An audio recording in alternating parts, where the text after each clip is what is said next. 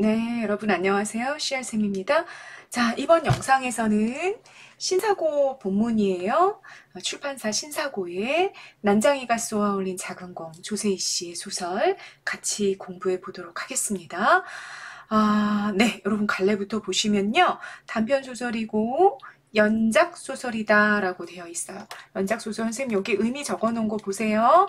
독립된 이야기들이 일정한 내적 연관을 지니면서 연쇄적으로 묶여있는 소설의 유형이다. 이렇게 되어 있죠. 그러니까 난장이가 쏘아올린 작은 공이라는 소설집이 있는 거야. 근데 그 소설집 안에 12편의 단편 소설들이 들어가 있어요. 근데 이 단편 소설들 12편이 뭐 등장하는 인물들도 조금씩 달라지고 그렇지만 이 12편이 일관되게 어떤 공통점을 가지고 그렇게 진행이 되는 거죠. 그럴 때 우리가 걔네들을 쫙 묶어가지고 뭐라 그러냐? 연작소설이라고 얘기하게 돼요. 그래서 이 난장이가 쏘아올린 작은 공 같은 경우에는 굉장히 서로 다른 이야기들이 있는데 그 이야기들 속에 일관되게 난쟁이 가족의 이야기들이 이렇게 조금씩 들어가게 되죠. 그래서 이렇게 내적인 연관성을 만들어 주거든요. 그 난쟁이가 쏘아올린 작은 공이라는 소설집의 가장 핵심적인 이야기가 바로 여러분이 보고 있는 이 단편 소설, 소설집이랑 제목이 같은 난장이가 쏘아올린 작은 공이란 단편 소설이 된다라는 겁니다. 그러니까 여러분 이거지. 난장이가 쏘아올린 작은 공이라는 이 제목은 소설집, 12편의 단편 소설들을 묶어놓은 소설집의 제목이기도 하면서 동시에 그 안에 들어있는 가장 핵심적인 소설, 난장이가 쏘아올린 작은 공이라는 단편 소설의 제목이 되기도 한다라는 얘기입니다. 굉장히 중요한 제목이다라는 얘기겠죠. 그래서 여러분 이 제목의 상징적인 의미가 무엇인지 이런 것들을 한번 생각해 보면서 소설을 읽으면 참 좋겠다라는 생각이 들어요. 난장이는요.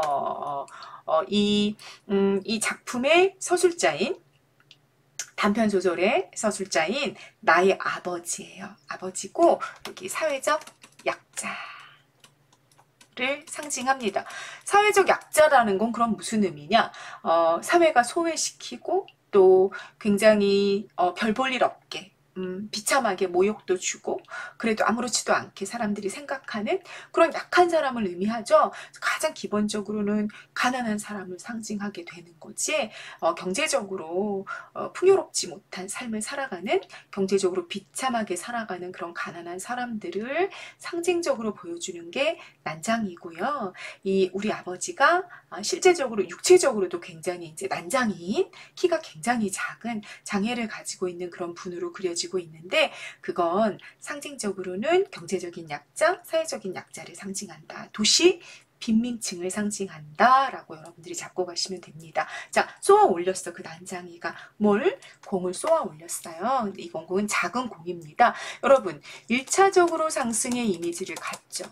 상승 이미지를 갖고 있어서 쏘아 올렸으니까 요거는 이 사회적 약자, 경제적인 빈민층이 그럼에도 불구하고 갖고 있는 어떤 사소한 희망, 꿈 이런 것들을 상징하게 됩니다. 쏘아 올렸으니까 그럼에도 불구하고 이들이 사회적인 약자들이 꿈을 포기하지 않고 희망을 포기하지 않고 있어요. 이렇게 1차적으로는 읽히는 거예요. 그런데 문제는 이 사소한 희망이나 꿈으로 상징된 단어가 공이라는 데 있어요. 공은 올라갔다가 그 다음 어떻게 돼요, 여러분? 계속 떠 있나? 그렇지 않죠. 반드시 어떻게 돼 있어요? 떨어지게 되어 있는 거죠.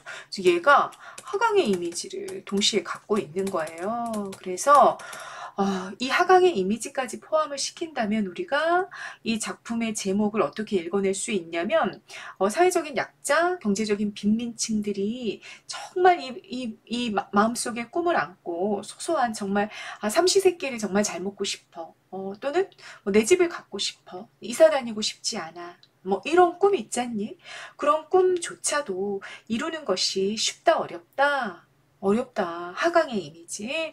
네, 그 꿈의 좌절을 상징하게 되는 게 이 제목의 상징적인 의미다라는 거 여러분들이 알고 가시면 됩니다. 자, 그 연작 소설이고요. 그리고 세태 소설이야. 세태하면 여러분 세상의 형태, 세상의 모습을 줄임말이라고 생각하면 되겠지. 그러면 어떤 세상? 어떤 시대를 드러내고 있느냐? 1970년대입니다. 1970년대 그러면 뭐 박정희 독재 정권 치하에서 경제개발 5개년 계획이다, 도시화다, 산업화다 그래가지고 막 그 재벌에게 이 모든 부를 몰아줘가지고 이 뭐죠? 국가의 부를 이제 평균 부를 올리는 거죠. 그러니까 이 박정희 정권이 생각했던 게 그건 거지. 아, 나라가 빨리 발전해야 되겠어. 경제적으로 부유한, 부강한 나라를 꿈꾼 거야. 그러면 가난하고 못 살고 이러는 사람들 끌어올리는 거 너무 힘들어. 얘네들 포기. 얘네들 포기하고 가진 자들, 이미 가지고 있는 자들한테 몰아주자. 그래서 그들이 전 세계적으로 아주 유명한 부자가 되게 하면 그럼 우리나라 GDP가 올라가겠지. 그치? 평균 경제력은 올라갈 거 아니에요. 그러니까 우리 반에서 공부 잘하는 애를 최고로 만들어주는 거지. 그럼 우리 반의 평균이 올라가게 되는 거잖아. 그런 방식으로 국가의 어떤 경제 정책을 세웠던 거지. 그런 때가 1970년대였어요. 그러니까 그 경제 빈부격차의 그 양극화가 굉장히 심화되기 시작했던 때가 언제냐? 1970년대다. 그리고 이 소설은 그 사회의 모순, 그 사회적 현실을 다루고 있는 소설이다. 그래서 우리가 뭐라 그런다? 세태 소설이라고 이야기한다 라는 얘기가 되는 겁니다. 동시에 이 소설은 참여 소설이 되는 겁니다. 참여 소설은 여러분 무엇에 참여한다는 얘기겠어요? 당연히 개인과 사회라고 본다면 네, 사회적 현실에 참여하는 거죠. 이 사회적 현실의 어떤 문제점, 모순점들을 고발하는 성격을 가지고 있을 때 우리가 그 문학의 성격을 참여적이다라고 이야기하는 거고, 이 소설이 70년대의 사회 부조리, 모순을 다루고 있기 때문에 당연히 무슨 소설이 된다? 참여 소설이 된다라는 얘기가 되는 겁니다. 이해가 되셨죠? 자, 갈래 한번 정리해 보세요. 난소공은 무슨 소설이다? 단편 소설이면서 연작 소설이고 또 세태 소설이고 참여 소설이다 라는 거 기억하고 가시면 되겠습니다. 자, 배경은 1970년대고요. 공감, 도시 변두리다. 주인공 그리고 그들의 가족들, 그들의 이웃들이 다 뭐예요? 도시 빈민층이에요. 도시 빈민층의 이야기를 다루고 있기 때문에 도시 변두리가 공간적 배경이 되어 있다라는 거 알고 가시면 되고요. 사회 고발적이고 상징적일 것이다. 여러분 벌써 제목만 봐도 상징이 벌써 몇 개가 나왔어. 난쟁이, 공 이런 게 다 상징이었잖아요. 이런 상징성이 굉장히 강한 소설이 난쟁이가 쏘아올린 작은 공입니다. 이따가도 상징적인 소재들 확인하고 가실 수 있겠습니다. 자, 시점은요. 1인칭 주인공 시점입니다. 서술자 위치가 어디야? 작품 아니죠. 그래서 소설 안에 뭐가 나와? 나라는 서술자가 등장하게 됩니다. 자, 나가 어떤 태도를 보이는 거야? 나에게 일어난 이야기, 또 내 주변 이야기, 자, 나의 경험, 그리고 나의 관찰, 그리고 나의 생각, 이런 것들을 모두 다 독자에게 알려주는 그런 시점이 1인칭 주인공 시점이 된다라는 거 여러분들 모두 알고 계실 겁니다. 그 시점상의 특징 잘 정리해 놓고 가십니다. 주제, 도시 빈민이 겪는 삶의 고통과 좌절. 자, 좌절로 끝나는 거야 여러분. 좌절을 다루고 있는 소설이 이 소설이다라는 거 알고 가시면 되겠습니다. 자, 인물 분석을 보면요. 이 난쟁이 가족은 지금 5명으로 되어 있는데 아버지가 난쟁이야. 그리고 약자를 상징하는 인물이다 라는 말씀 드렸고요. 이 인물의 성향을 좀 보면 가장이죠. 가족들을 아주 힘들게 막노동을 해서 부양을 해 먹여 살리는 그런 일을 하는 분이면서 이분 현실을 초월한 이상세계를 갈망해요. 다시 말하자면 현실 속에서 패배밖에 경험한 게 없어. 어떤 노력을 해도 자기가 좀 승리하는 경험, 이기는 경험 또는 편안해지는 경험을 한 적이 없는 거죠. 끝없이 좌절만 했던 인물이에요. 그렇기 때문에 이 현실 속에서는 어떤 이상이나 꿈을 찾아내지 못하고 달라라 라는 이상세계를 설정하고 거기로 가고 싶어 하는 그런 인물이 아버지입니다. 그래서 이 아버지는 좀 현실 도피적인 그런 성향을 가진 인물이다라고 우리가 정리하면 되겠습니다. 어머니는요, 굉장히 이제 벌어다 주는 돈이 적은 그런 가장과 함께 살아가고 있죠. 그렇지만 아주 성실한 그런 주부고, 또 아버지를 인정하고 아버지를 위로하고 아버지를 감싸는 아주 모성애가 강한 그런 인물로 그려지고 있습니다. 영수 큰아들이고요. 이 세 아이들 중에 가장 주관이 뚜렷하고 옳다 나왔다 현실을 냉정하게 판단하는 논리적이고 분석적인 성향의 그런 아주 냉철한 의식을 가지고 있는 그런 인물인데, 공장을 전전하다가 노동운동에 뛰어들게 됩니다. 그리고 마지막에는 이 영수라는 이 논리적인 인물이 공부도 되게, 만약에 공부를 했다 그러면 굉장히 잘했을 법한 그런 아들이에요. 그런데 마지막에 자기 아버지 자살하고 이 삶의 어떤 고통을 견디다 못해서 살인까지 저지르게 되는 그런 인물로 등장하게 됩니다. 영수 있고요. 영호입니다. 영호가 지금 여러분들이 보고 있는, 지금 선생님이 설명하고 있는 게 신사고 본문이잖아. 신사고 본문의 서술자입니다. 1인칭 서술자예요. 영호가 둘째 아들이에요. 근데 다혈질이야. 성격이 급하고 쉽게 흥분하며 또 아주 반항이 큰 그런 인물입니다.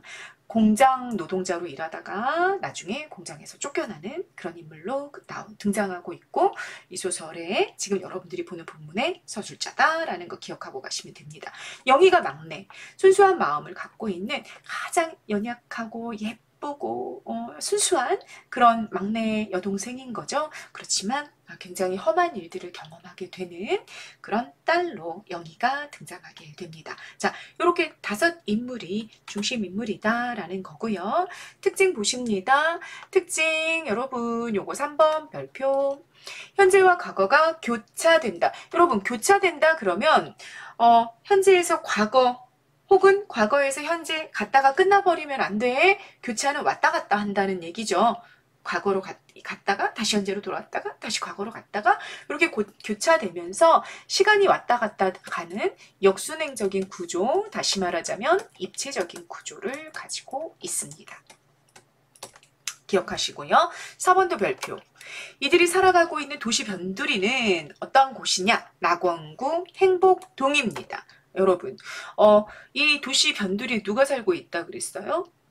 가난한 도시 빈민층들이 살아가고 있는 공간이라 그랬잖아요. 그들의 삶이 여러분 행복하다? 행복하지 않다. 그들은 계속 무엇을 경험했다?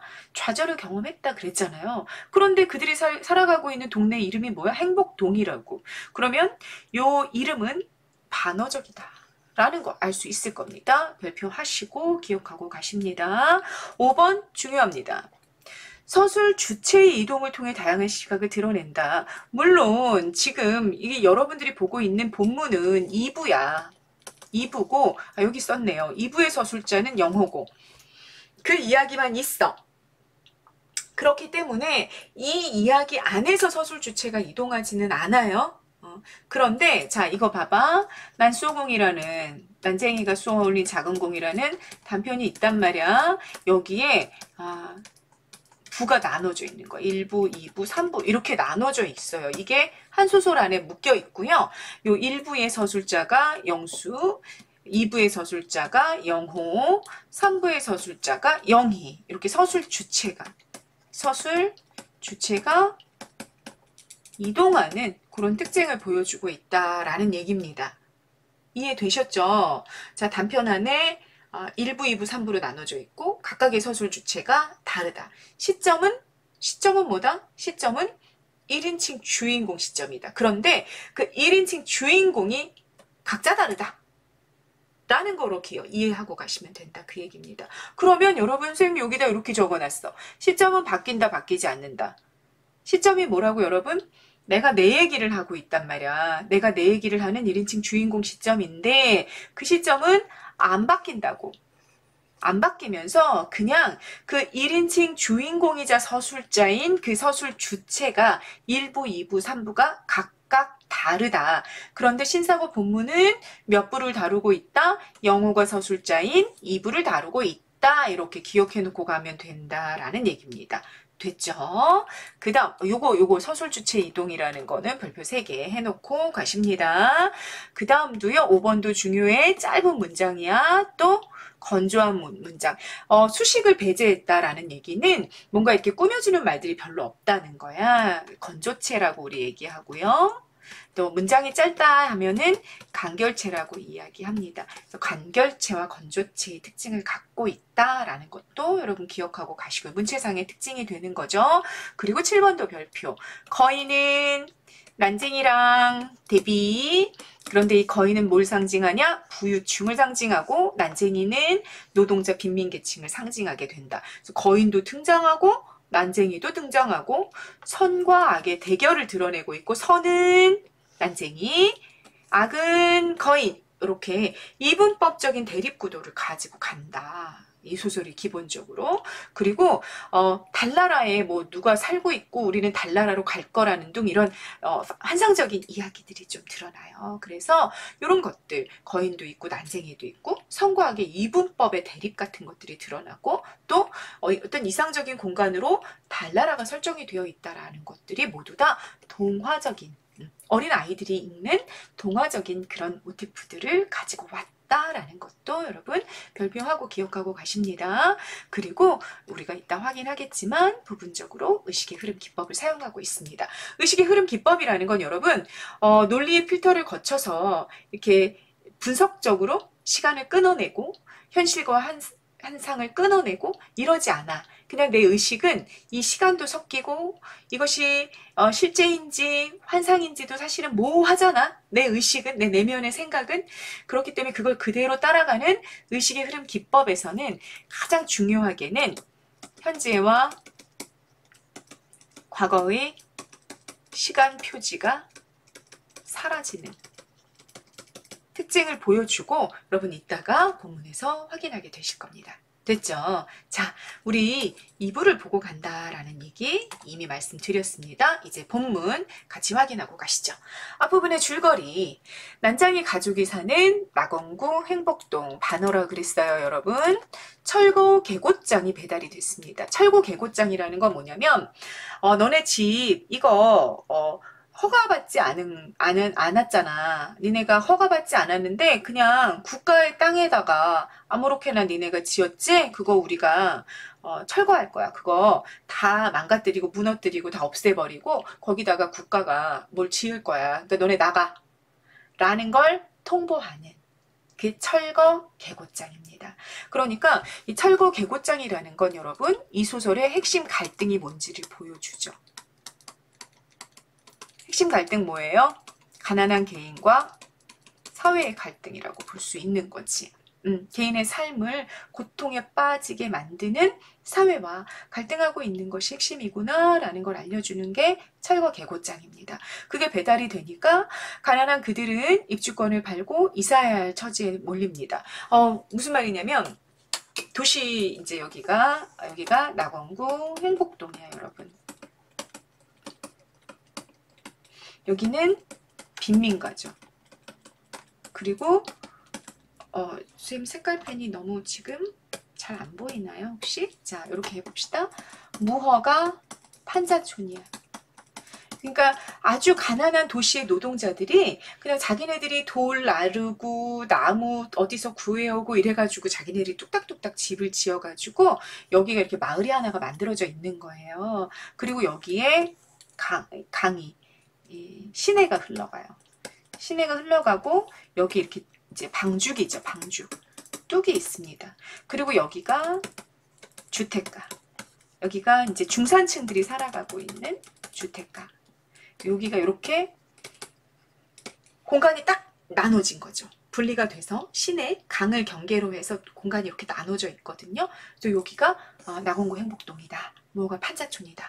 그리고 여기를 이제 다 갈아엎겠다 그 얘기야 국가에서. 그러면서 철거 계곡장이 날아갔다고. 그러면서 여러분 국가가 아무리 강력한 힘을 가지고 있어도 이거는 말도 안 되잖아. 이게 국민들인데 이 사람들도 국민들인데 그냥 니네 나가 그러면 뭐 거지처럼 어디 뭐 유랑하고 다니라는 거야 뭐야. 그럴 수는 없잖아요. 그러니까 형식적으로 어떻게 하냐면 입주권을 주는 거야. 철거. 철거할게. 근데 대신 입주권 줄게. 무슨 말이냐? 아파트를 새로 지을 거야. 아파트를 새로 지을 건데 너네가 거기에 아파트에 들어갈 권리를 줄게.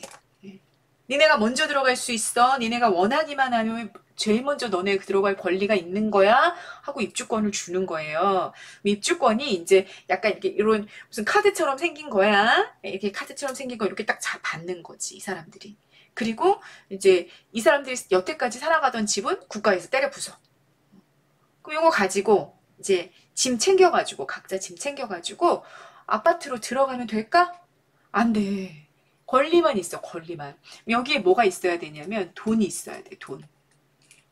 예를 들어 내가 아파트에 들어갈 때 1,000만 원 가지고 1,000만 원을 내야 된단 말이야. 이건 권리야, 그냥 권리인 거고.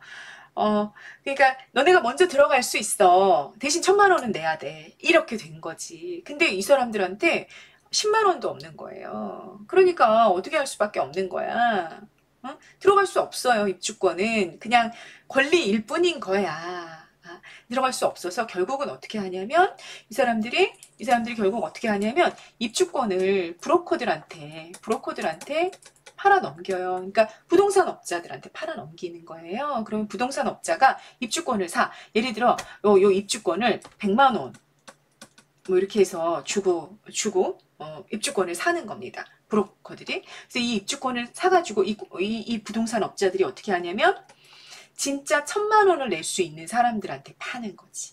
진짜 1,000만 원을 낼 수 있는 사람들한테 이 입주권을 팔면서 거기서 엄청난 이득을 챙기게 되는 거죠. 그런 구조로 이 도시를 철거하고 아파트들이 들어서는 그게 언제였다? 1970년대였다라는 거를 여러분들이 그 사회적 맥락을 좀 이해하고 가시면 됩니다. 됐죠? 자, 입주권 팔 수밖에 없었다라고 말씀드렸습니다. 인쇄공장에서 일하던 낭장의 두 아들이 있었어. 자, 인쇄공장에서 일하고 있었어. 영수와 영호가 노동자의 권리를 되찾기 위해 사장과 협상을 했어요.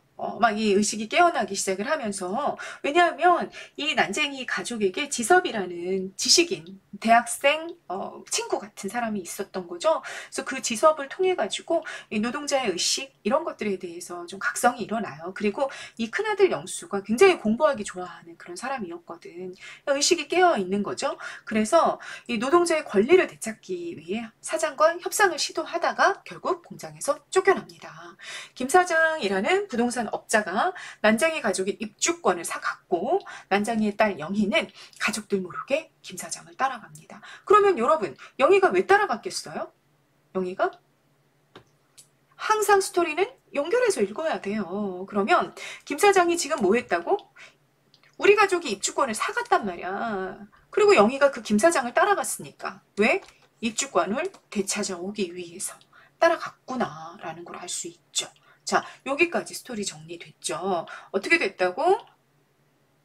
쫓겨나야 될 처지에 내몰렸다고? 그리고 영수와 영은 어떻게 됐다고? 공장에서 노동자의 권리를 되찾기 위한 협상을 진행하다가 결국은 공장에서 쫓겨났다고? 영희는 어떻게 했다고? 자기네들 입주권을 사간 김 사장에게 그걸 되찾아오기 위해서 그 사람 몰래 따라갔다고. 여기까지가 앞부분 줄거리입니다. 자, 그 다음 본문이 시작이 됩니다. 형은 점심시간에 식사를 하지 않고 나를 찾아왔다. 나 누구라고 여러분?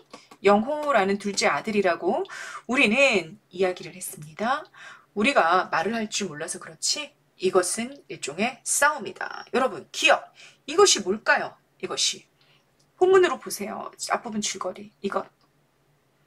뭐 하고 있다 그랬어? 사장과 협상했다 그랬잖아. 이 사장과 협상을 우리가 진행하는 거 이건 싸움이다. 형이 말했다. 형은 말을 근사하게 했다. 자, 과거 시제 나오고 있는 거 여러분 확인하시고요.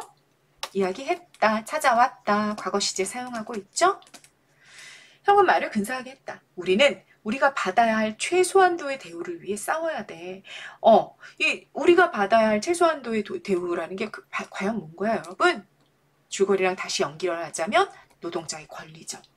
우리가 받아야 될 최소한도의 노동자의 권리가 있고 그걸 얻기 위해서 우리는 싸워야만 해. 싸움은 언제나 옳은 것과 옳지 않은 것이 부딪혀 일어나는 거야. 우리가 어느 쪽인지 생각해봐. 그러면 여러분, 이 노동자들 입장에서 우리는 어느 쪽인 거야? 어느 쪽이야? 오른쪽이 되죠. 그렇게 형이 나에게 말하고 있는 장면이 시작이 됐습니다. 알아. 이렇게 동생이 말했어. 그럼 여러분, 앞부분 줄거리 봐봐. 얘네들 어땠다고? 이미 쫓겨났다고. 그런데 본문이 뭐를 시작하고 있어? 공장에서 점심시간에 형이 식사하지 않고 나한테로 와가지고 기계실 앞에 쪼그리고 앉아가지고 둘이서 이건 우리는 정당한 권리를 주장하고 있는 거야. 우린 그 싸움을 시작한 거야. 우리는 옳은 일을, 정의로운 일을 하고 있어. 라고 형이 말하고 있는 거기가 됐잖아요. 그러면 여러분, 무슨 구성이구나. 역순행 구성이구나. 라는 걸 확인하고 갈 수 있겠다. 라는 거죠. 됐죠? 자, 제목의 의미, 선생님이 여기 앞에서 이미 설명했어. 난장이의 상징성도 알고 있고요. 나공구 행복동의 의미도 알고 있습니다. 철거 계곡장, 여러분, 서사적 기능이 뭐다? 개인의 집을 국가에서 부술 법적 구속력을 갖고 있는 공적인 문서인데 인물과 사회의 갈등, 이 난장이 가족과 그 다음에 그 난장이 가족들을 내쫓는, 좌절시키는 사회 구조, 국가라는 공권력의 갈등을 보여주고 있으면서 철거 계곡장 때문에 가족들 안에서도 계곡장이 나왔으니까 우리는 떠나야 된다, 아니다, 우리 싸우자, 뭐 이렇게 좀 다툼이 일어나거든요. 그래서 인물과 인물의 갈등을 유발하기도 했고요. 또 앞으로 이 사람들은 내쫓길 수밖에 없다라는 불행한 사건을 암시하기도 하는 게 이게 철거 계곡장이에요. 그래서 고사사적 기능도 좀 정리하고 가시고요. 자, 난장이 아들이 직장을 잃었다는 게 앞부분 줄거리에 있었어. 이유가 뭐였어? 협상을 시도하다가 협상을 시도하는 이제 주동자들이 된 거지. 그러다 보니까 결국은 쫓겨났다라는 게 나와 있고요. 영희는 입주권을 되찾아오기 위해 김 사장 따라갔다라는 말씀도 이미 드렸습니다. 입주권 7번 별표. 입주권의 상징적인 의미는 집을 철거하는 대신에 국가가 도시 빈민층에게 준 아파트에 입주할 수 있는 권리. 그러나 실질적으로는 행사를 할 수 있었다 없었다? 아무도 입주권만 가지고는 아파트에 들어갈 수 없었다. 그래서 관련 한자성어를 얘기해봐. 그러면 화중지병이 됩니다. 화중지병, 그림의 떡입니다. 그림의 떡, 화중지병 별표하고 기억하고 가십니다. 자, 과거 회상 장면으로 본문이 시작됐다라는 말씀 드렸고요. 요거를 여러분 조금 어려운 말로 해봐. 그러면 서술 시간과 경험 시간의 괴리다. 이렇게 얘기할 수 있습니다. 과거 회상이잖아. 그러니까 서술하는 시간. 서술 시간은 여러분 다른 말로 하면 서술하는 시간 또는 발화시라고 바꿀 수 있는데 요건 현재야. 현재인데 경험한 시간. 형이랑 이렇게 막 대화를 나누는 공장에서 이미 쫓겨난 뒤잖아. 이미 쫓겨났는데 형이랑 내가 공장에서 대화를 나누는 장면으로 시작을 하고 있으니까 이 본문은 경험한 시간인 거고 그건 과거에 일어났던 시간인 거죠. 그쵸? 그래서 다른 말로 하면 사건시 서술된 시간이라고도 바꿀 수 있는데요. 요 과거 회상 장면에서는 이 두 개가 어떻게 된다? 어긋나 있는 거다. 지금 내가 쓰고 있는데 과거의 사건을 쓰고 있기 때문에 요 쓰고 있는 시간과 사건이 실제 일어났던 시간 사이에 어긋남이 발생했다라는 표현을 사용할 수 있다. 그 얘기입니다. 8번 별표하시고요. 만약에 선지에 이런 말들이 나오면 과거 회상 장면을 이렇게 표현할 수 있어 라고 여러분들이 이해하고 가십니다. 중요한 개념입니다. 시점 설명드렸습니다. 뒤에는 다 선생님 설명한 것 같다. 자, 중심 내용을 정리해보면 노동자의 권리를 위해 사장과 싸울 각오를 하고 있는 형과 형이랑 대화를 하고 있는 영호의 모습이 그려져 있습니다. 그 다음 넘어가 보십니다. 형은 점심을 굶었다. 누가 서술하고 있는 거야? 서술 주체? 둘째 영호가 되는 거죠. 그래서 형이라고 부르는 거야. 형은 점심을 굶었다. 점심시간 30분. 우리는 한 공장에서 일했지만 격리되어 있었어. 노동자들 모두가 격리되었지. 그리고 회사 사람들 어떻게 했어? 우리 일 양과 성분을 하나하나 조사해 기록했어. 감시하고 있었다는 얘기지. 그들 누구? 회사 사람들. 점심시간으로 30분을 주면서 30분이 점심시간이었는데 10분은 식사하고 20분은 공을 차라고 했어. 그러니까 노동자들이 자율적으로 건강을 위해서 혹은 즐기기 위해서 공을 찬 거야? 아니야. 회사에서 야 너네 20분은 무조건 공 차. 이렇게 명령을 했다 그 얘기입니다. 그래서 우리들은 좁은 마당에 나가 죽어라 공만 찼어. 어울리지 못하고 땀만 벌벌 흘렸어. 그러면 여러분 공 차기 왜 시키는 거야? 건강을 위해서? 노동자들의 건강을 위해서? 아니죠. 어떻게 못하게 하려고? 어울리지 못하게 하려고. 서로 모여서 어울리다 보면 불만이 터져 나올 거고, 야 그러면 이렇게 우리가 이렇게 자꾸 불만만 이야기할 게 아니라 우리 같이 한번 무슨 행동을 해볼까? 뭐 이럴 수 있잖아. 그러니까 그거를 원천적으로 막기 위해서 밥만 먹고 그다음 따로 떨어뜨려서 공을 차게끔 그렇게 시켰다 그 얘기입니다. 그리고 이럴 때는 모든 것들을 감시하는 그런 구조 속에서 노동을 했다라는 거. 막 정말 듣기만 해도 막 미칠 것 같죠. 그렇게 살았다라는 얘기가 나오고 있는 겁니다. 자, 계속 봅니다. 우리는 제대로 쉬지도 못하고 이랬다. 공장은 우리에게 일방적으로 원하기만 했다. 탁한 공기와 소음, 아주 열악한 환경 속에서 밤중까지 일을 했고, 물론 우리가 금방 죽어가는 상태는 아니었다. 죽어가는 상태로 두지 않겠지. 죽으면 어떻게 해? 일을 못하잖아. 그러니까 죽기 직전까지 시켰다 그 얘기지. 작업 환경의 악조건과 흘린 땀에 못 미치는 보수가 우리의 신경을 팽팽하게 잡아당겼다. 굉장히 날카로워지게끔 만들 수밖에 없었던 거야. 너무너무 공긴 탁하고 소리 계속 들려오고 그리고 막 밤중까지 막 12시간, 13시간 이렇게 일을 하다 보니까 막 신경이 막 곤두서 있었던 거죠. 그죠? 그래서 자랄 나이에 제대로 자라지 못하는 발육 부조 현상을 우리는 나타냈다. 여러분 별표하고 가십니다. 발육 부조 현상 16번 별표. 심하게 스트레스 받은 노동의 결과 어떤 상태를 보였다? 발육 부조 현상을 보였다. 무슨 뜻이다? 육체적으로 건강하게 제대로 자라지 못했다는 거야. 키가 대부분 다 작았던 거지. 크지 못하고 그 몸도 좀 빼짝 마르고 혈색도 탁하고 그런 발육 부조 현상을 보이고 있었다. 요게 뭐다 여러분? 빈부격차를 드러내는 상징적인 증상이다. 그 얘기입니다. 얼마나 열악한 환경 속에서 고통을 피를 막 짜내는 그런 노동의 현장 속에 있었는지를 알려주는 게 뭐니? 라고 물어보면 발육 부조 현상이야 라고 답하면 된다. 그 얘기입니다. 됐죠? 회사 사람들과 우리의 이해는 늘 상반됐다. 사장은 종종 불황이라는 말을 사용했어. 사장은 뭐라 그랬냐면 요즘 경기가 너무 안 좋아. 경기 침체. 그래갖고 물건이 안 팔려. 너네들이 이렇게 열심히 일을 하는데도 회사가 물건을 못 팔아. 그래서 돈이 별로 없어. 라는 말을 계속했다. 그 얘기입니다. 그와 그의 참모들은 우리에게 쓰는 여러 형태의 억압을 감추기 위해 불황이라는 말을 이용하고는 했다. 왜 그랬을까? 왜 그랬을까 여러분? 자, 한편으로는 계속 회사가 돈을 못 벌어서 돈이 없어 이렇게 말했다는 거야. 그렇지 않을 때는 힘껏 일한 다음 노사가 공평히 나누어 갖게 될 부에 대해 이야기했어. 여러분 불황이라는 말은요, 이거는 채찍에 해당이 될 거고, 부는 당근에 해당이 될 거란 말이야. 두 개를 딱 같이 쥐고 두 개를 다 사용하고 있었다는 얘기야. 자, 이렇게 얘기하는 거야. 야, 우리 지금 회사가 여러분들이 이렇게 열심히 일을 해줘서 물건을 만들어냈는데요, 안 팔려. 경기 침체여가지고 사람들이 물건을 잘 안 사서 회사가 돈이 없어요. 돈이. 그래서 어떻게 내가 돈이 없으니까 여러분들한테 줄 월급이 없네. 그래서 몇 명을 잘라야 될 수도 있어. 어떡하냐. 야, 큰일 났다. 나 다 같이 가고 싶은데 어떡하면 좋아.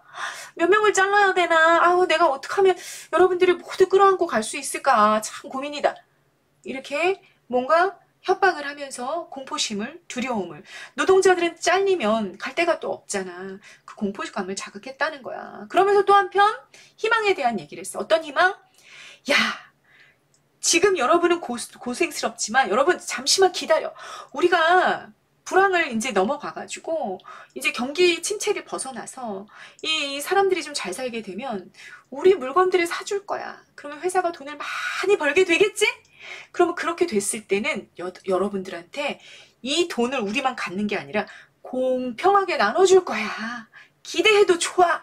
그때를 위해 힘내자. 뭐 이렇게 사장이 맨날 말하고 다녔다. 그 얘기인 거죠. 두 개를 적절하게 활용하는 사장이 있었다. 아, 막 악랄한 여우 같죠. 그런 인물이었다. 그 얘기입니다. 자, 그러나 그가 말하는 희망, 다시 말해 노사가 공평히 나누어 갖게 될 부는 우리에게 아무 의미를 주지 못했다. 우리는 그 희망 대신 간이 알맞은 무말랭이가 우리 공장 식탁에 오르기를 더 원했다. 여러분, 기억. 선생님 뒤에다 정리해놨던 것 같아. 기억. 뭐냐, 여러분. 이 간이 알맞은 무말랭이라는 건 상징적인 의미인 거죠. 뭐 노동 환경의 실질적인 개선. 그러니까 무말랭이가 반찬으로 나오는 것까지 오케이. 그런데 그것만이라도 좀 맛있게. 지금 현재 회사가 노동자들을 좀 권리를 보호하고 있다. 노동자들의 건강을 위해서 진짜 신경 쓰고 있다. 실질적인 뭔가를 보여주기를 원했다. 그 얘기인 거지. 앞으로 뭐 가정, 희망 이런 거 필요 없어. 지금이 중요한 거 아니냐. 그걸 좀 노동자의 권리를 좀 보장해 달라. 이런 요구를 노동자들이 갖고 있었다라는 얘기입니다. 그런데 변화는 없었어. 오히려 더 나빠질 뿐이었죠. 한 해 2번 있던 승급도 1번으로 줄었고 또 야간 작업 수당도 많이 줄었어. 야간에 일을 하게 되면 전에는 뭐 1,000원을 줬다면 500원으로 줄이고 뭐 그렇게 된 거죠. 그리고 뭐 불황이다 이러면서 노동자들 수도 줄여버렸어. 그러면 여러분 당연히 남아있는 노동자들의 일해야 되는 양은 늘어나겠죠. 작업해야 된 시간도 늘어날 수밖에 없고. 그렇지만 어땠어? 월급은? 받는 돈은? 그거보다 훨씬 더 준 돈을 받는 거죠. 상황은 계속해서 나빠지고 있었던 거야. 그런데 돈을 받는 날, 월급을 받는 날 우리 노동자들은 어떻게 했어? 더욱 말조심을 했어요. 왜? 전에는 그래도 내가 막 12시간, 13시간씩 일을 하면 그래도 100만 원을 받았어. 그런데 이번 달에는 노동자들은 줄이고 불황이라는 이유로 노동자들은 줄이고 작업 시간은 늘렸는데 월급은 70만 원으로 줄었어. 아 이게 뭐야? 회사가 이럴 수 있어? 이래도 되는 거야? 이렇게 불평을 얘기하면 옆에 있는 동료 믿기 어려웠어. 이 동료가 그 얘기 듣고 있다가 회사에 말해. 그러면 그 다음날 내가 잘리는 거죠. 그러니까 서로를 이간질 시켜가지고 서로를 의심하게 만들고 그래서 서로 연대하지 못하게 하는 서로 힘을 합치지 못하게 하는 그런 계책들을 회사가 계속해서 사용하고 있었다. 그 얘기입니다. 왜 계속 어떻게 하면 노동자들을 더 굴려 먹으면서 이들이 연대하지 못하게 같이 힘을 합치지 못하게 할까를 계속 궁리하고 있는 그런 아주 영악한 자본의 모습을 우리가 확인하게 되는 거죠. 부당한 처사에 대해 말한 자는 아무도 모르게 쫓겨났어. 반대로 공장의 규모는 날이 갈수록 커갔죠. 기계들이 계속 들어왔고요. 사장은 여전히 회사가 당면한 위기를 말했고 적대 회사들과의 경쟁에서 지면 문을 닫을 수밖에 없어 라고 말했어. 이것은 우리 노동자들이 제일 무서워하는 말이었어. 왜? 회사가 문을 닫으면 잘리면 당장 먹고 살 게 막막해지니까 노동자들이 너무 말이 무서웠던 거죠. 그리고 사장과 그의 참모들 다시 말해 회사 측은 그것을 굉장히 잘 알고 있었습니다. 그래서 그냥 입에 달고 산 거야. 아, 나 문 닫아야 될지도 모르겠어. 그렇게 얘기하면 노동자들이 찍소리도 못하고 힘든 노동을 견디면서 할 수밖에 없다라는 걸 너무 잘 알고 있었던 거죠. 그래서 그걸 최대한 활용하는 영악한 자본의 모습 이런 것들이 여기 나왔다라는 걸 우리가 확인하고 갈 수 있습니다. 됐죠? 여러분 선생님이 그런 내용들을 이렇게 정리해 놓은 거니까 여기까지는 읽어보시면 됩니다. 25번만 잡고 갑시다. 어떤 시대적 배경 갖고 있다고? 70년대 산업화라는 시대적 배경을 갖고 있다고요. 그 다음 보십니다. 그것 여러분 지시어는 반드시 앞이랑 연결. 구체적인 내용 뭐야? 공장이 문을 닫는 것. 생각만 해도 무서운 일이었다. 큰 공장이 문을 닫으면 수많은 노동자들이 갈 곳이 없지. 작은 공장들이 채용할 인원은 한정이 되어 있잖아. 그러니까 우리 공장은 그나마 크단 말이야. 여기서 100명이 예를 들어 일자리를 잃었어. 문을 닫는다 그래가지고. 그랬는데 작은 공장은 이미 인원이 차 있고 뭐 한두 명 정도 필요한 거야. 그러면 갈 곳이 없죠. 나는 돈도 못 벌고 놀게 될지도 모른다. 새로운 일터를 찾는다고 해도 낯선 곳이다. 작은 공장이라 작업장 더 나쁘고 돈도 오르지 않은 채 받는 액수보다 훨씬 적을 수도 있다. 이런 걸 계속 노동자들이 생각하게끔 한다는 거야. 어디가? 회사가 그걸 생각하게끔 만드는 거죠. 그러면 너무 끔찍해. 그래서 우리가 꼼짝도 못하고 회사가 하라는 대로만 하게, 노예의 어떤 상황에서 그걸 감내하면서 살아갈 수밖에 없게끔 그렇게 회사가 만들고 있었다라는 겁니다. 노동자 대부분이 어린 나이에 들어와 중요한 성장기의 3, 4년을 이 공장에서 보냈다. 한 10대부터 공장에 가서 일하는 경우들이 되게 많았다는 거예요. 익힌 기술, 뭐 했어? 그러니까 예를 들어 무슨 뭐 이렇게 뭐를 돌리거나 이러는 것만 한 거지. 계속해서. 익힌 기술을 빼놓으면 성장의 기반이랄 것이 없었어. 학교를 못 다녔어요, 여러분. 학교를 다니지 못하다 보니까 뭔가 익힌 지식도 없고 공부한 내용도 없고 오로지 내가 공장에 이제 10대 때 공장에 들어가면 14살, 15살에 공장에 들어가서 오로지 기계 돌리는 것만 한 거지. 그러니 내가 성장할 수 있는 어떤 기본 토대 이런 건 전혀 없는 상태였다 그 얘기입니다. 우리 공원이라는 건 여러분 공장에서 노동하는 사람들, 공장 근로자들 말해요. 우리 공장 근로자들은 우리가 아는 것만큼 밖에는 사물을 이해하지 못했다. 우리가 아는 게 뭐야 그런데 기술밖에 없었다 라는 거예요. 아무도 땀으로 다진 기반 그게 뭐야? 기술이지. 읽고 싶어 하지 않았어. 그리고 회사 사람들은 우리가 생각하는 것을 싫어했어요. 그러면 여러분 요거 28번 별표 우리가 생각하는 거 회사가 싫어한 우리가 생각하는 내용은 뭐야?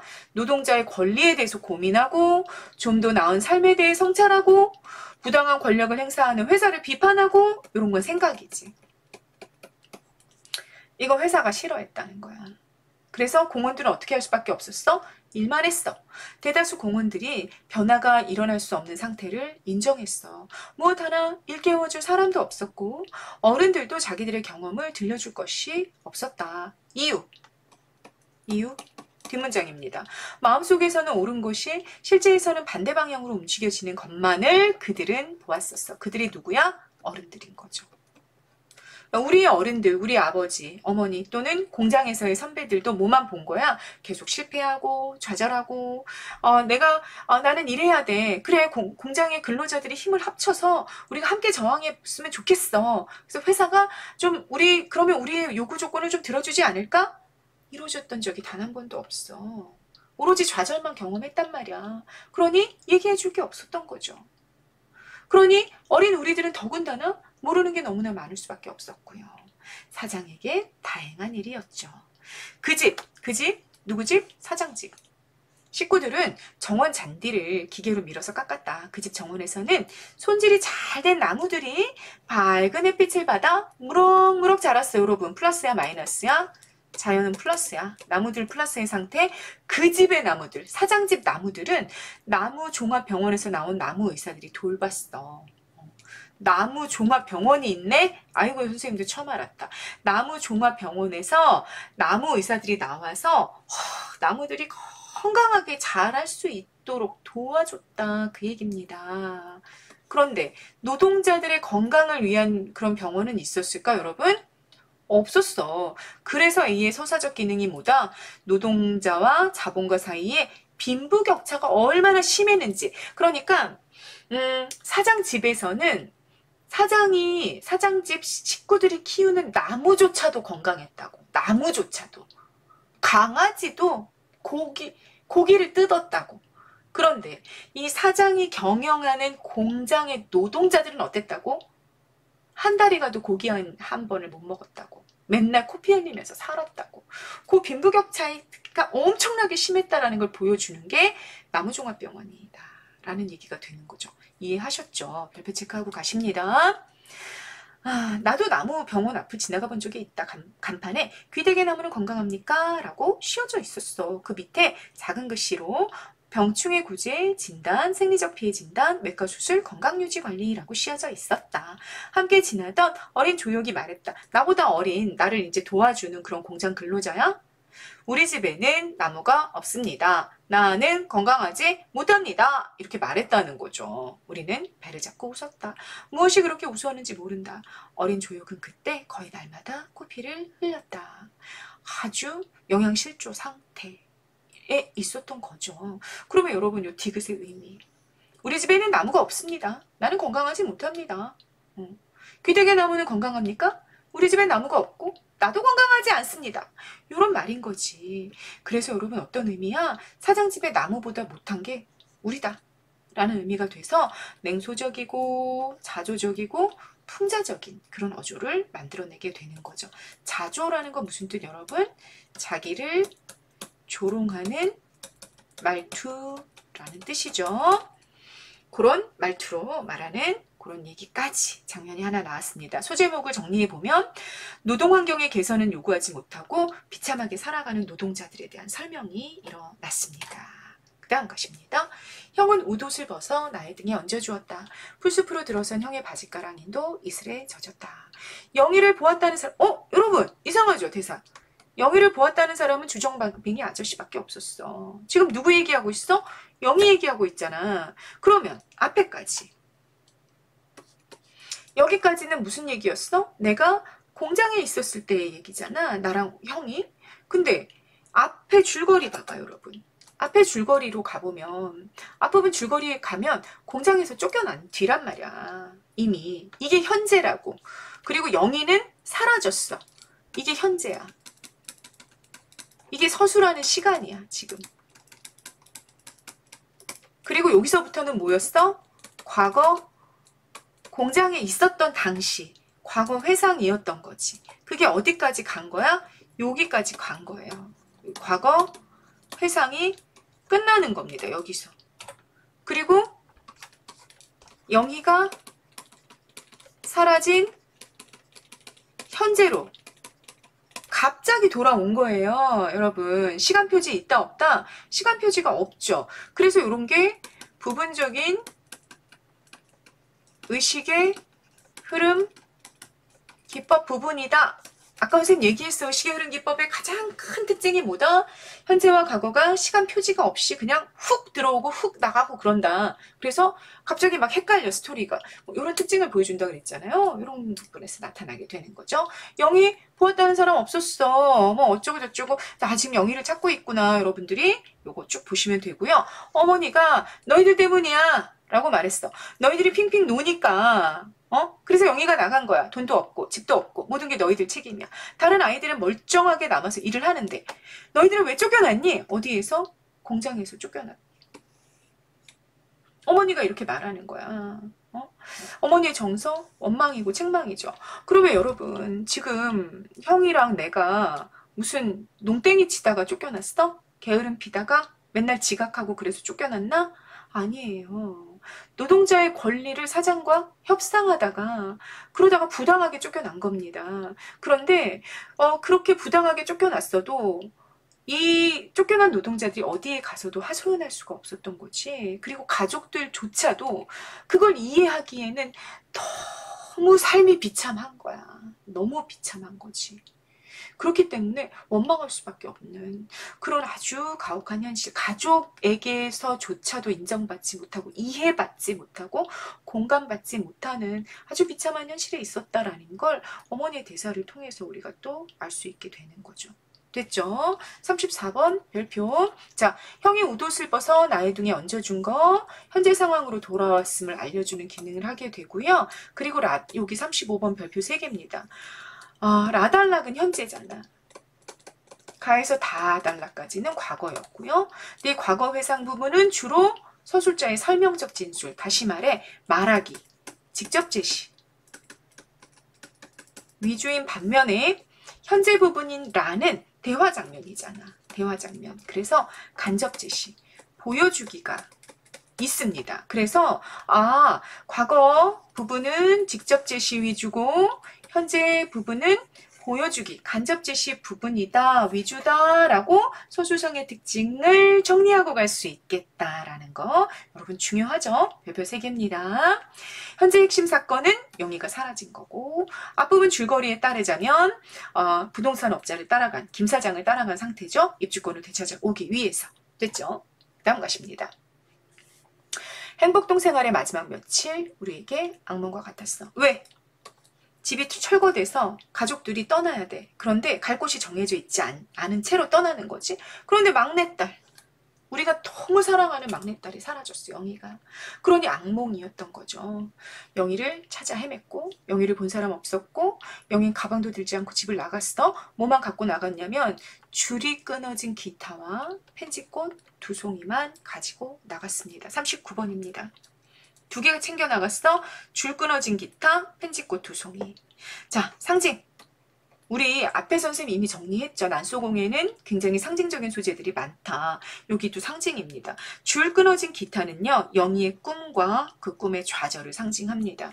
영희는요. 가수가 되고 싶어하는 아이예요. 노래를 너무 좋아하고 잘하고 사랑하죠. 가수가 되고 싶은데 그래서 이 큰오빠 영수가 영희한테 이 기타를 사줬단 말이야. 근데 그게 줄이 끊어졌어. 그러면 기타 자체는 꿈인데 그게 끊어졌으니까 좌절을 상징하게 되는 거죠. 펜지꽃은요. 영희랑 그냥 이렇게 맞물려 있는 상징이야. 영희를 상징하는 게 펜지꽃입니다. 가냘픈 영희의 이미지고 영희의 순수를 상징하죠.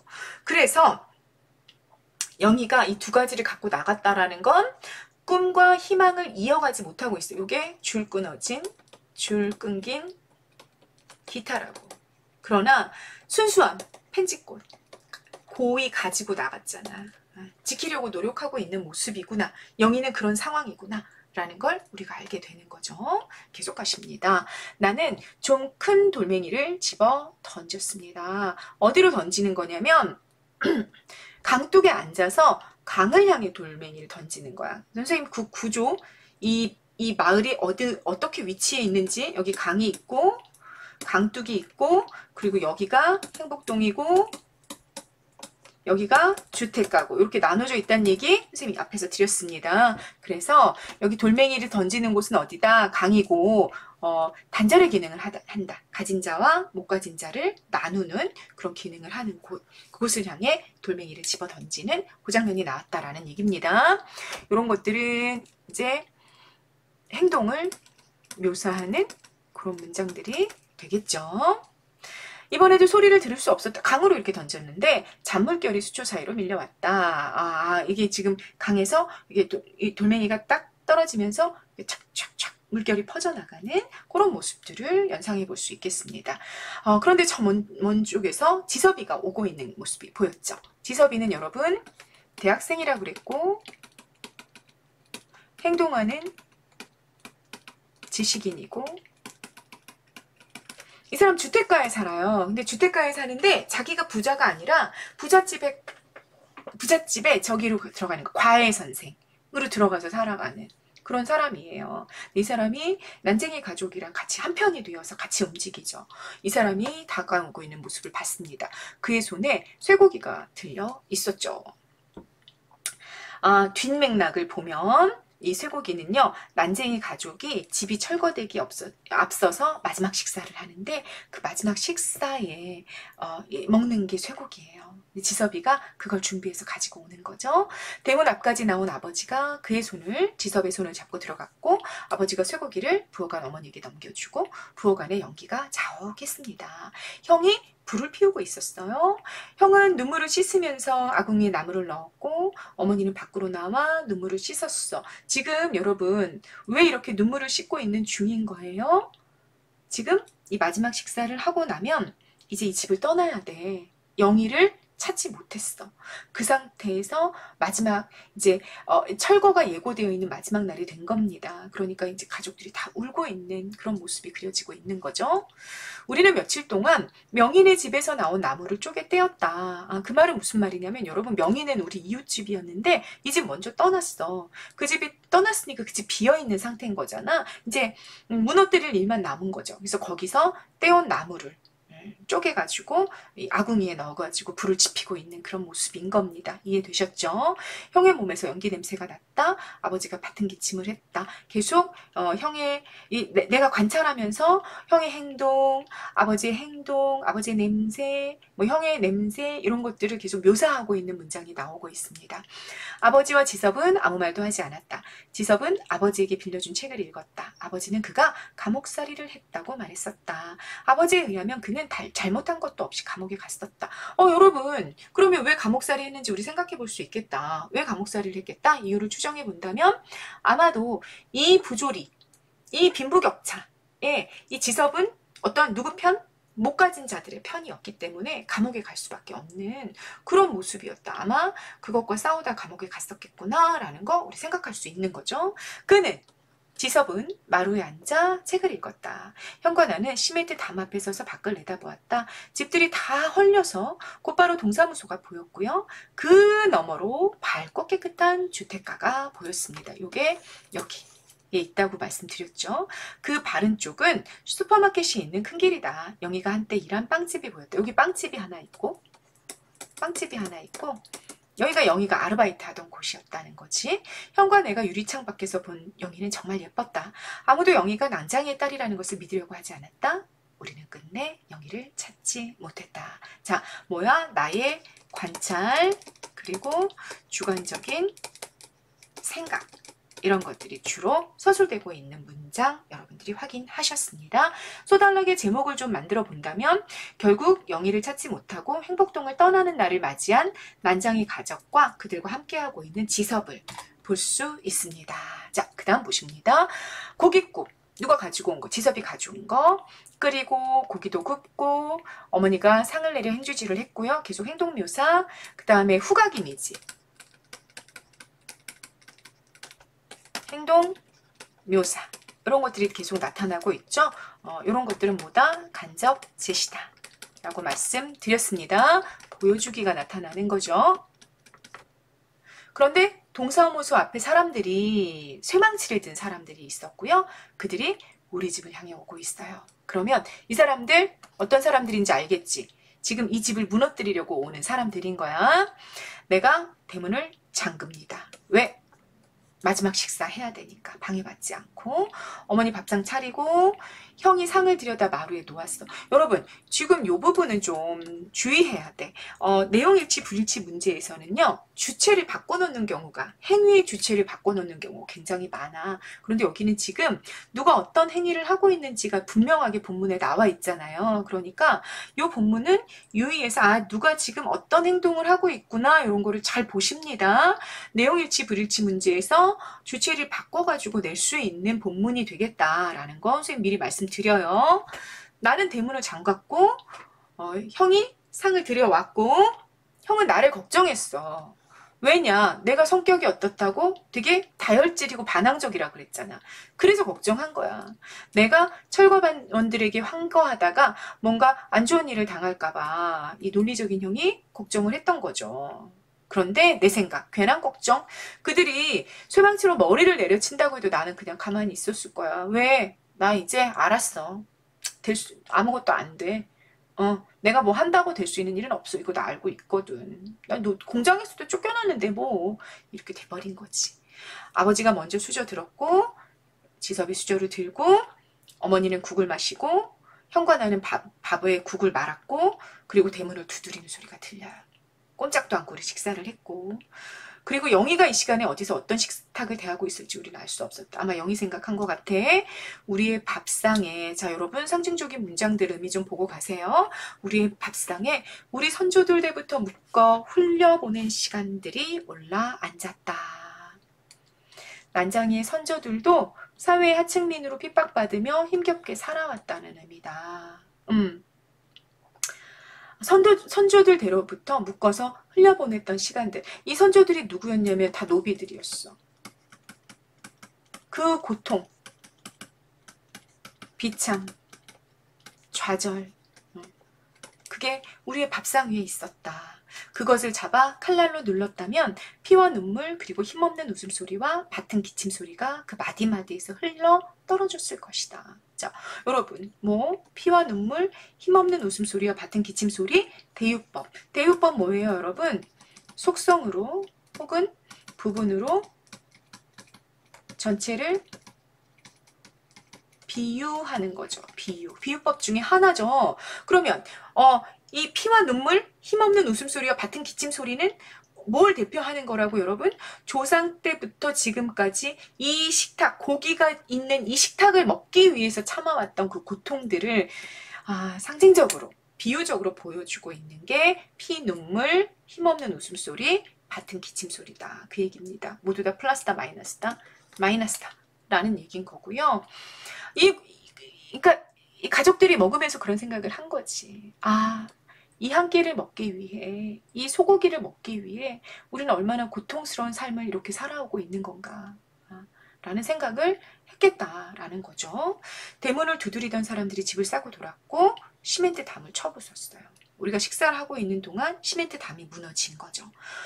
구멍이 뚫리더니 담이 내려앉았고 먼지가 푸옇게 올라앉습니다. 어머니가 우리들 쪽으로 돌아앉았다. 우리는 말없이 식사를 계속했어. 누구도 일어나지 않았어요. 그리고 식사를 그만두지 않았고. 여러분 어떤 의미입니까? 어떤 상황에서도 이 마지막 식사 시간, 소고기를 먹는 이 마지막 식사 시간을 지키겠다는 의지를 드러내는 게 이 행동 묘사다. 그 얘기입니다. 간접 제시구나. 라는 거 알 수 있죠. 아버지 구운 쇠고기를 형과 나의 밥그릇에 넣어주었어. 가장으로서 자식들을 사랑하는 마음 굉장히 크게 묻어나오는 행동 묘사 또한 나왔습니다. 그들 누구? 철거반원들. 뽀얀 시멘트 먼지 저쪽에 서서 우리를 지켜봤어. 안으로 들어오지 않았고 식사가 끝나기를 기다렸습니다. 자, 배려가 눈에 띄죠.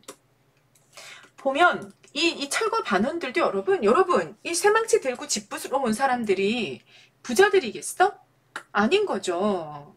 명령을 수행하고 있긴 하지만 별로 처지가 다르지 않은 사람들인 거야. 그렇기 때문에 이 난쟁이 가족들이 마지막 식사를 하고 있을 때 그 마음을 너무 잘 알 수밖에 없는 거죠.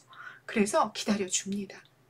어머니 숭늉을 떠왔고 아버지와 지섭이 숭늉 마셨고 어머니가 밥상을 들었고요. 그러니까 내가 그리고 나서 대문을 엽니다. 어떻게 해라? 식사 끝났어. 이제 집 부숴도 돼. 이렇게 한 거지. 어머니가 자 여기도 주워 잘 잡아. 행동해 주어. 밥상을 들고 밖으로 나갔고 형은 이불이랑 옷가지를 싼 보따리를 메고 뒤따라 나갔고 여전히 사람들은 지켜보고 있었고 우리는 어머니가 싸놓은 짐을 밖으로 끌어냈고 어머니가 부엌에 들어가 조리 식칼 도마들 들고 나왔고 마지막에 누가 나와요? 마지막에 아버지 나와. 여러분 누가 무슨 행동을 순차적으로 어떻게 하고 있는지 주체 잘 잡으세요. 마지막으로 아버지가 나와. 가장으로서 온 가족들이 이렇게 다 나간 다음 마지막으로 나가는 거야. 아버지의 공구, 노동자라는 걸 알려주는 소재, 공구들이 들어있는 부대를 메고 나왔어. 쇠망치를 든 사람들 앞에는 쇠망치 대신 종이와 볼펜을 든 사나이가 서 있었어. 행정을 집행하는 공무원이었겠지? 그가 아버지를 보았다. 아버지가 오른쪽 손을 들어서 집을 가리키고 돌아섰어요. 오른쪽 손이야 바른 손은 오른쪽 손을 들어 집을 가리키고 돌아섰어. 쇠망치 든 사람들이 집을 부수기 시작했고 여러분 여기 있는 지금 보면 관찰 위주다 라는 거 알 수 있죠. 묘사 위주고요. 다시 말해 간접 제시 위주야. 내 생각 나와 안 나와? 내 생각 잘 안 나와 여기는. 그래서 조금 객관적인 느낌이 들죠. 그렇기 때문에 오히려 더 굉장히 비극성이 부각이 되는 그런 효과가 나타난단 말이야. 왜 그런 거 있잖아. 어떤 사람이 너무 웃긴 얘기를 해. 그래서 막 듣는 사람들 막 깔깔깔깔 웃는데 이 사람은 하나도 안 웃어. 그럴 때 우리가 더 웃긴 거 알죠? 그죠? 우리 학교에서도 선생님들 중에 왜 그러신 분들이 있으시잖아. 가끔씩 너무 재밌는 분인데 정작 당사자가 안 웃으면서 너무 재밌는 얘기하면 그런 선생님들이 진짜 웃기잖아요. 마찬가지야. 슬픔도 막 너무 내 감정을 쥐어짜면서 슬픔에 대해서 막 설명을 하면 독자들은 별로 재미가 없어져. 오히려 이렇게 무덤덤하게 묘사 위주로 간접 제시 위주로 표현을 할 때 더 이 비참함이 더 극단적으로 다가오는 그런 서술상의 효과가 나타나는 거지. 지금 그게 나타나는 중입니다. 한꺼번에 달라붙어 집을 쳐부쉈어. 어머니 돌아 앉았고요. 자, 아버지도 돌아섰고 어머니는 돌아 앉았고 다 둘 다 못 봐. 이거 봐. 여기 58번 선 정리해 놨죠. 집이 철거되는 것을 참아 볼 수 없는 거죠.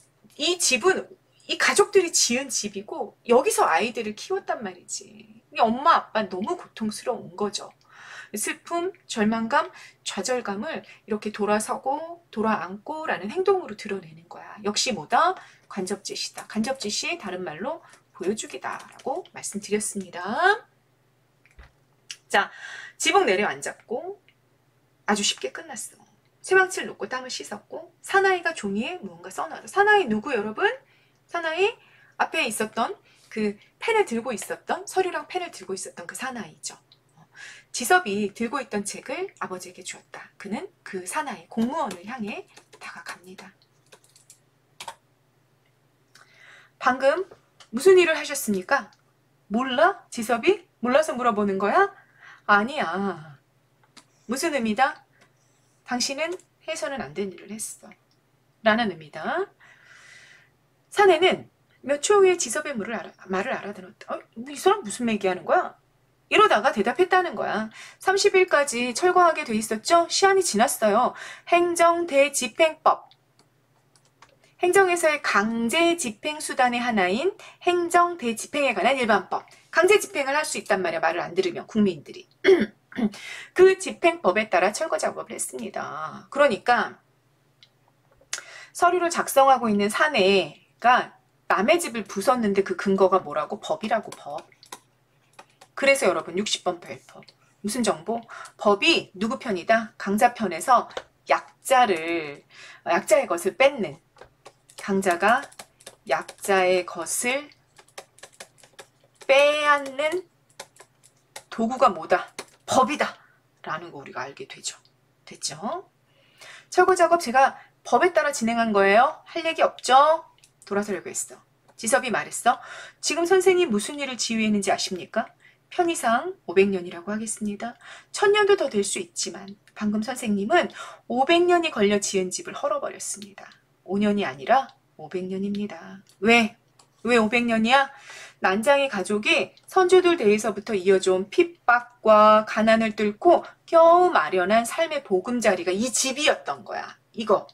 그러니까 난장이 아버지, 그 아버지 위에 막 수백 조로 올라갔을 동안에도 계속 우리 집은 어땠다고? 난장이 가족의 집들은 다 가난했다고. 노비였어, 심지어는. 노비. 이 노비제가 철폐되기 전까지는. 그래서 단 한 번도 집을 가져보지 않은 수백 년의 시간이 있었다는 거지. 그리고 그 수백 년의 시간 끝에 드디어 집을 가졌어. 이거 하나. 그랬는데 당신네들이 그걸 무너뜨리고 그걸 뺏었어.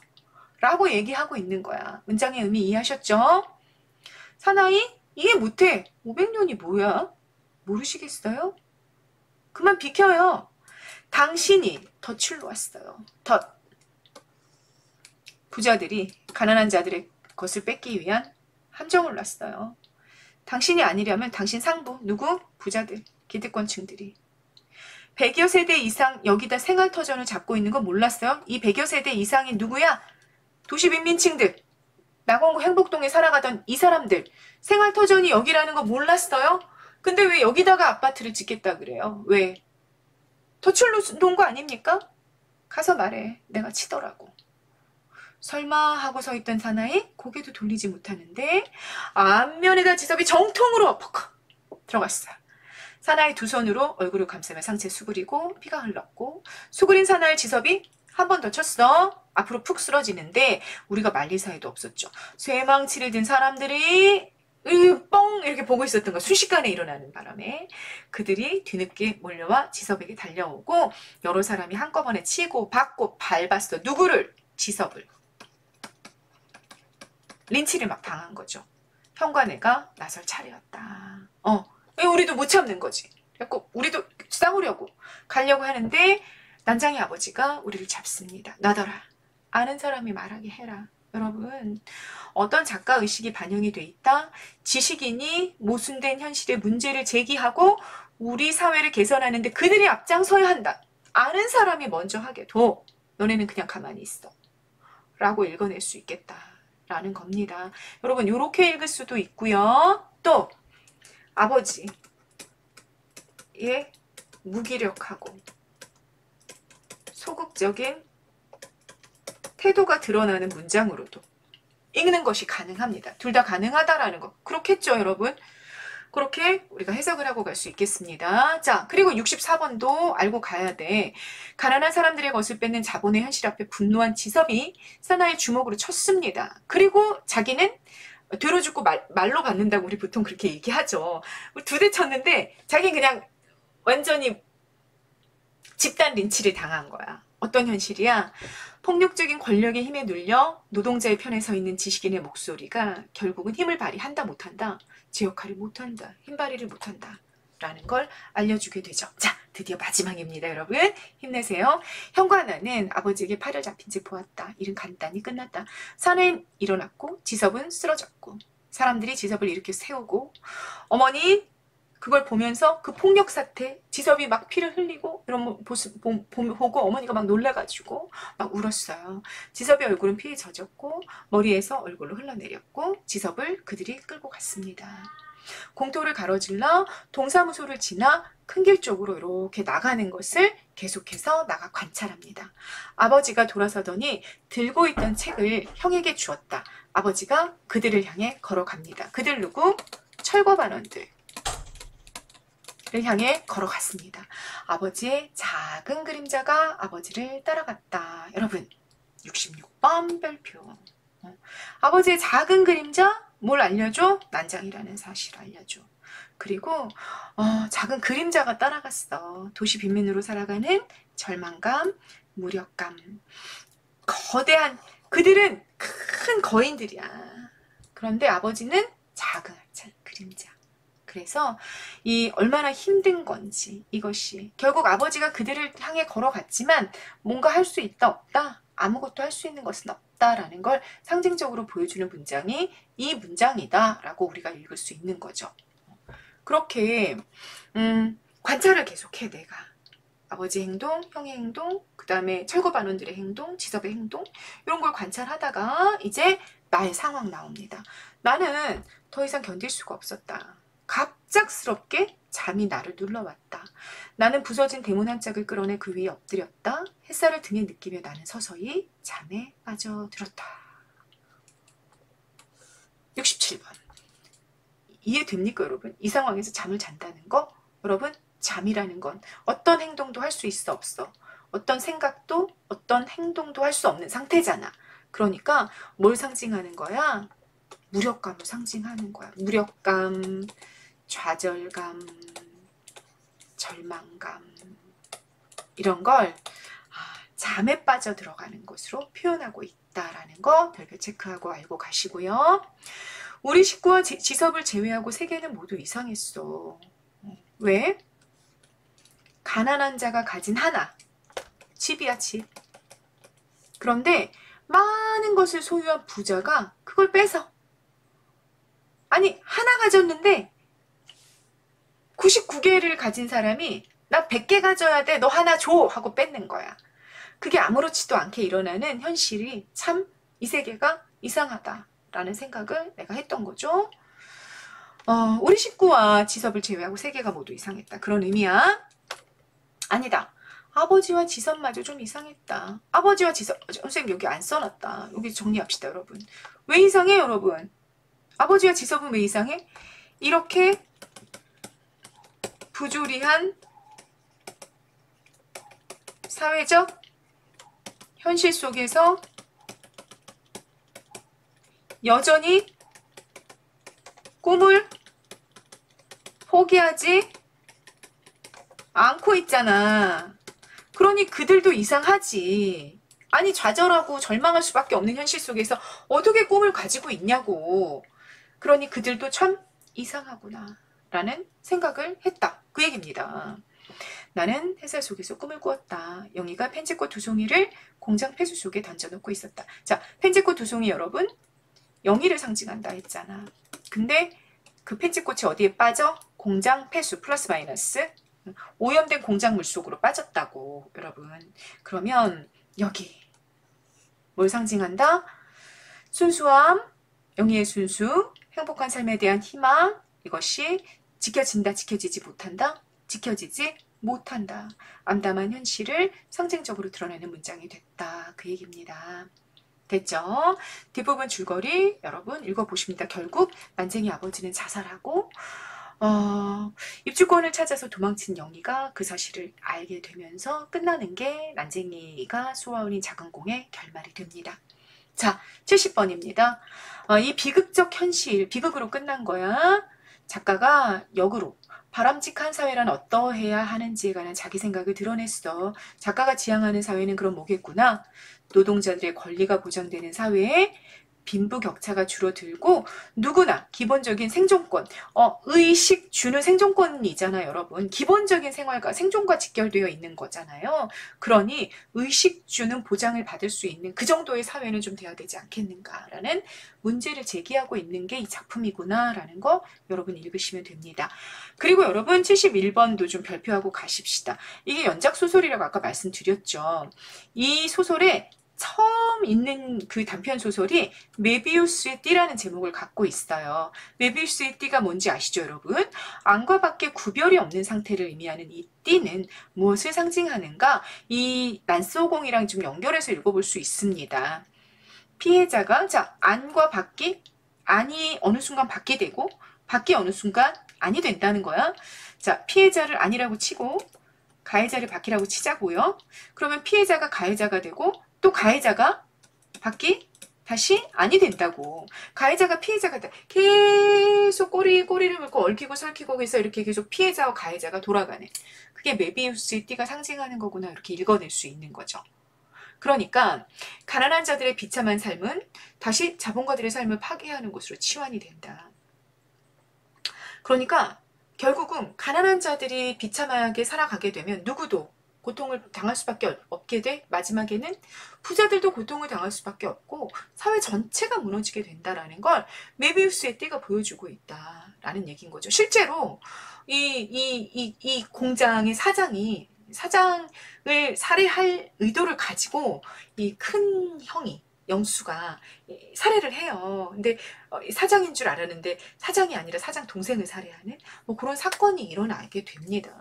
그래서 그런 것들을 보면 피해자와 가해자가 결국은 구별할 수 없어지는 그런 현실이 된다. 그러니 한 공동체를 이루고 있는 우리들의 삶이 구별됨 없이 연결되어 있기 때문에 누군가의 불행이 곧 우리들의 불행이 될 수밖에 없으니 그러니 타인의 불행을 가난한 자들의 불행을 방관하면 안 되고 또 그 가난한 자들의 불행을 방치해서도 안 되고 가난한 자들의 불행을 만들어내서도 안 된다라는 이야기를 하고 싶어하는 소설이 뭐다? 1970년대에 지어졌던 난장이가 쏘아올린 작은 공이라는 연작 소설이다라는 거 여러분들이 알고 가시면 됩니다. 여러분, 이 소설을 지금도 여전히 우리가 배우고 있다는 이야기는 현실은 바뀌었다 바뀌지 않았다. 네, 현실이 바뀌지 않았구나라는 걸 상징적으로 알려주죠. 작가의 인터뷰가 있습니다. 작가가 인터뷰에 뭐라고 얘기했냐면 나는 내 소설이 읽히지 않는 더 이상 읽히지 않는 사회를 꿈꾼다. 그런데 이 소설이 여러분 300쇄를 찍었어요. 300쇄. 예. 계속해서 계속 소설이 찍혀서 팔리는 거야. 왜? 사회가 바뀌지 않았기 때문에. 언제가 돼야 진짜 이 작가가 소망했던 사회가 이루어질까요? 그죠? 고민되고 우리가 조금 고민해보고 생각해보고 이런 작가가 정말 지향하는 그런 사회를 만들기 위해서 더 이상 이 가난한 사람들이 비극 속에서 자기 목숨을 끊어내거나 아니면 타인의 목숨을 끊어내는 그런 일들이 일어나지 않는 세상이 될까를 우리 모두 함께 고민하고 같이 연대할 수 있는 방법을 찾아내고 그래야 하지 않을까라는 생각이 들게 하는 그런 소설입니다. 네, 난장이가 쏘아 올린 작은 공이라는 소설 선생님이랑 같이 점검해 봤습니다. 이번 영상 여기까지 찍겠습니다. 감사합니다.